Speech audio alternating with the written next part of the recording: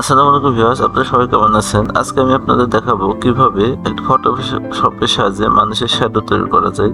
চলুন শুরু করা যাক। আমি আমার ফটোশপে চলে আসলাম।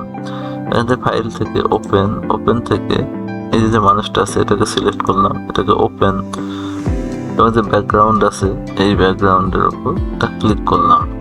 এবার লেয়ার সিলেকশন থাকা অবস্থায় এখান থেকে অবজেক্ট সিলেকশন থেকে সিলেক্ট সাবজেক্ট এটাকে সিলেক্ট করে নিলাম। লেয়ার সিলেকশন থাকা অবস্থায় এটাকে ক্লিক করে সিলেক্ট ইনভার্স করে নিলাম, ডিলিট করে দিলাম, কন্ট্রোল ডি, ডিসিলেক্ট। ওকে, এবার এটাকে সিলেকশন থাকা অবস্থায় এবার এখানে একটা নিউ লেয়ার নিলাম। নিউ লেয়ার হলো কন্ট্রোল ব্যাক স্পেস।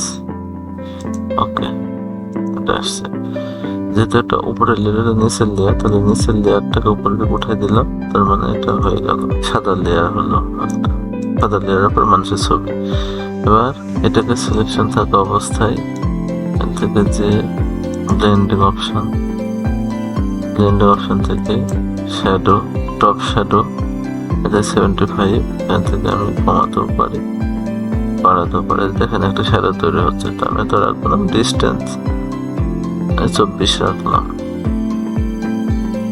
28, এবং এখান থেকে ওকে করলাম। ড্রপ শ্যাডো এটার উপর ক্লিক করে ক্রিয়েট লেয়ারে ক্লিক করলাম, এবার ওকে করলাম এবং এটাকে সিলেক্ট করে কন্ট্রোল টি এবং কন্ট্রোল চেপে ধরে এই যে একটা শ্যাডো এই মিডল পয়েন্টটাকে ধরে জাস্ট এখান থেকে নিয়ে আসলাম। দেখেছেন, মানুষের শ্যাডো তৈরি হয়ে গেল।